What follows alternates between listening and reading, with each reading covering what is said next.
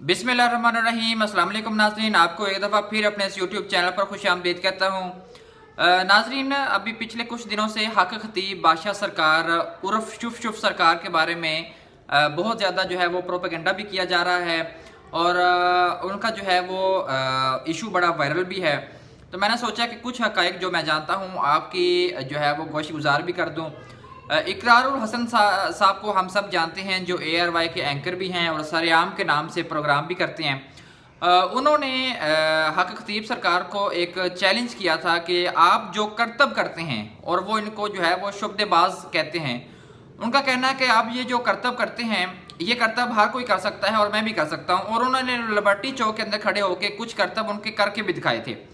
फिर 14 फरवरी का Valentine day वाले दिन जो है उन्होंने ये तय किया था कि हम लोग जो हैं वो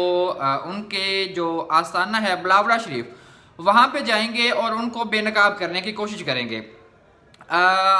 अपने वादे के मुताबिक जो सरेआम की पूरी टीम है,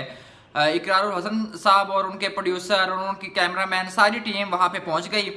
और उन्होंने कहा कि आए हमारे साथ बैठें, जो जो आप करते हैं कैमरे के अंदर करके दिखाएं,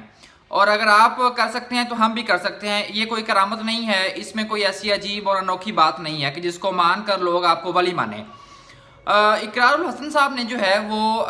एक चैलेंज ये भी किया कि 11 दिन और कुछ घंटे जागने का वर्ल्ड रिकॉर्ड है, और आप कहते हैं, जो हक खतीब साहब हैं वो कहते हैं कि मैं पिछले 20 साल से नहीं सोया हूँ। वो कहते हैं कि अल्लाह का मुझ पर ख़ास फजल है कि मैं कभी नहीं सोया। इकरारुल हसन ने कहा कि अगर आप कभी नहीं सोए तो आप कैमरे हम आपको लगा देते हैं, आप जहां भी होते हैं कैमरे आपको रिकॉर्ड करेंगे। अगर आप 12 दिन जाग जाते हैं तो आप ज़ाहिर है कि वर्ल्ड रिकॉर्ड अपने नाम करेंगे। उस बात पे भी वो नहीं आए। और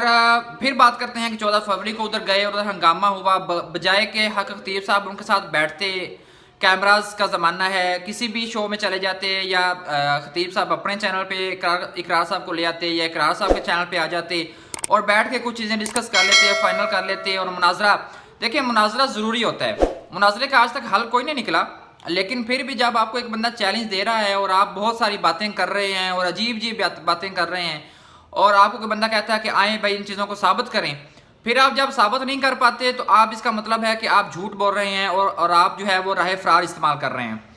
उन्होंने कहा कि हम लोग आए हैं आपके पास, आप हमारे साथ बैठे हैं, कैमरा टीम हमारे साथ है, आप अपने प्रोग्राम पे चले जाएं या आप हमें हमारे प्रोग्राम पे जो है वो दे दें, इंटरव्यू दे दें, हम लोग आपको इंटरव्यू करेंगे।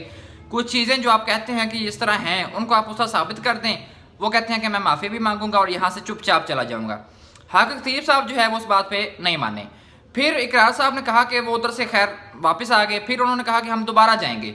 दोबारा जाने पे मैं भी उनके खिलाफ हो गया कि अब दोबारा नहीं जाना चाहिए। खिलाफ होने का मकसद है कि राय उन्होंने जब मांगी तो हमने भी यही कहा, और कई लोगों ने कहा कि आपको दोबारा नहीं जाना चाहिए, जो आपने एक दफ़ा काम करना था आपने कर दिया, अल्लाह ने आपको हिफाजत से वहाँ निकाल दिया है, आप दोबारा जाएंगे तो खुदा न खास्ता वहाँ कोई दंगा फसाद या पुरतशद्दुद लोग होते हैं, कुछ इशू बन सकता है। उन्होंने कहा, और आप याद रखें कि जो हक खतीब साहब हैं उन्होंने एक दफ़ा अल्लामा नासिर मदनी साहब हैं उन पर तशद्दुद भी किया था। उन्होंने प्रेस कॉन्फ्रेंस करके अपने जिस्म की हालत भी दिखाई थी कि मुझे जो है वो फूक वाली सरकार की तरफ से मारा गया है और तशद्दुद किया गया है। इस पर इकरार हसन साहब कहते हैं कि मैं वर्चुअल यानी यूट्यूब चैनल पे बैठ के जो है यहाँ पे इनको बेनकाब करूँगा। 11 अरब रुपए की प्रॉपर्टी है जो हक खतीब साहब के नाम है, उसको उन्होंने बेनकाब किया है। उसके बारे में उनका कहना है कि मुख्तलिफ लोगों ने नजराने के तौर पर, हदिये के तौर पर, या वैसे डरा धमका के हक खतीब साहब ने मुख्तलिफ लोगों से सैकड़ों कनाल जो जगह है वो अपने नाम करवा ली है। यहाँ पे नाज़रीन आपको एक बात बताऊँ, हक खतीब साहब के साथ एक दफ़ा फ्रॉड भी हो चुका है, और वो फ्रॉड सुनने में मार्केट में जो खबर चल रही थी उसके बारे में यही था कि इनके एक मुरीद थे जिनके पास काफ़ी सारी गाड़ियाँ थीं जो उन्होंने रेंट पे ली हुई थी,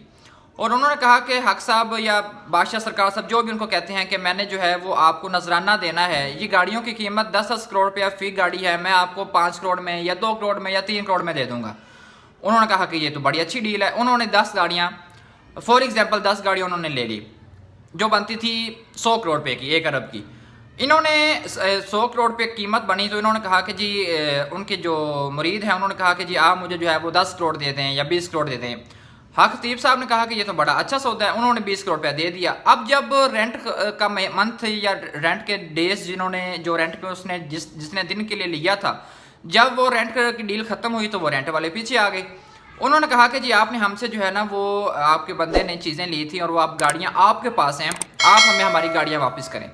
تو انہوں نے گاڑیاں واپس کرنا پڑی، تو بجائے کہ 100 کروڑ کی گاڑیاں اپنے پاس رکھنے کے 20 کروڑ روپیہ جیب سے دینا پڑا۔ تو اس کا مطلب ہے کہ جو بندہ صرف پیسے کے پیچھے ہوتا ہے اور جو صرف اپنا پروفٹ دیکھتا ہے، اپنا مارجن دیکھتا ہے، اپنی چیزیں دیکھتا ہے، تو اس کے ساتھ حادثے ہونے کے چانسز زیادہ ہوتے ہیں۔ البتہ میں ایک ایسے بندے کو جانتا ہوں جن کے ساتھ بڑی اچھی میری اسلام دعا ہے، اور وہ کافی استخارہ بھی کرتے ہیں اور اس طرح کی چیزوں میں وہ کافی انوالو ہیں۔ ان سے جب میں نے پوچھا کہ سر آپ مجھے بتائیں کہ حق خطیب صاحب جو ہیں وہ کس طرح کی پرسنالٹی ہیں، ان کے بارے میں کہا جاتا ہے کہ ان کے پاس کچھ بھی نہیں ہے، وہ صرف ہوائی باتیں کرتے ہیں، تو انہوں نے جو ہے وہ مجھے کہا کہ نہیں، ان کے پاس کچھ چیزیں ہیں، بلاوڑا شریف پہ ان کا آستانہ ہے اور 2-3 آستانے ہیں، تو وہ کہتے ہیں کہ میرا آنا جانا وہاں پہ ہوتا ہے، میں جب بھی وہاں گیا ہوں تو مجھے ایک روحانیت فیل ہوئی ہے، میری ان کے ساتھ ملاقات بھی ہوئی، تو وہ کہتے ہیں کہ میری ان کے ساتھ جب ملاقات ہوئی حق خطیب صاحب کے ساتھ، تو ان کے پاس واقعی کچھ ہے۔ اب میرا چونکہ مجھے انہوں نے یہ بتایا تھا، تو میرا ان کی باتوں پہ انکار کرنا بنتا نہیں تھا اور میں انکار کر بھی نہیں سکتا تھا، تو لہٰذا میں نے من و من جو ہے انہوں نے بتائیں وہ تسلیم کر لیں۔ اقرار صاحب کے بارے میں کہا جاتا ہے کہ اقرار صاحب کچھ چیزیں اس طرح کی ہیں جو وہ غلط ثابت کر دیتے ہیں، جو وہ غلط لے کے چل پڑتے ہیں، ان کو غلط گائیڈ کیا جاتا ہے اور وہ ویسے چل پڑتے ہیں۔ جیسا کہ مینار پاکستان پہ ایک واقعہ پیش آیا تھا، آپ کو یاد ہوگا، عائشہ نام کی عورت تھی، ان کے ساتھ جو ہے نا وہ بد اخلاقی کی گئی تھی، مینار پاکستان میں کچھ لوگوں نے کی تھی، اور یاسر شامی صاحب اور اقرار الحسن صاحب جو ہے نا وہ وہاں پہ چلے گئے تھے اور ان کی بڑی جو ہے نا انہوں نے داد رسی کی، لیکن جب تحقیقات ہوئی تو پتہ چلا کہ یہ عورت جو ہے جس کا نام عائشہ بتایا جا رہا ہے، غالباً عائشہ تھا، اس نے جو ہے وہ پہل کی تھی اور اس نے ٹک ٹاک بنانے کے چکر میں جو ہے وہ اپنے ارد گرد لوگ اکٹھے کر لیے تھے، اور پھر ظاہر ہے آپ کو پتہ ہے پاکستانی عوام ہوتی ہے، تو اس طرح کے لوگوں کو جب آپ خود دعوت دیتی ہیں تو پھر لوگ تو نہیں رکتے، تو یہ واقعہ بھی پیش آیا تھا۔ تو اس سے ثابت ہوتا ہے کہ اقرار صاحب پہلے تحقیقات کر لیا کریں، اگر انہوں نے تحقیقات کی ہیں، جو وہ ایویڈنس دے رہے ہیں، جو وہ فردیں دکھا رہے ہیں،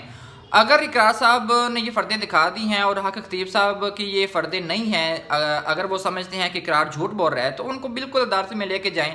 عدالت میں انہوں نے خود تھوڑی جانا ہے، ان کے اتنے جاننے والے وکیل ہوں گے، ایک جو ہے وہ اپنی رٹ دائر کریں اور ہتھیہ میز کا جو ہے وہ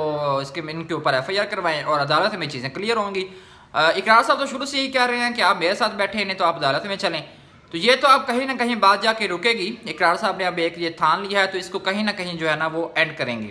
مزید اس کیس کے بارے میں انفارمیٹیو ویڈیوز جاننے کے لیے ہمارے چینل کو سبسکرائب کر لیں، بیل کے آئیکن کو لازمی کلک کر لیں تاکہ انفارمیٹیو ویڈیوز آپ کو بر وقت مل سکیں۔ شکریہ۔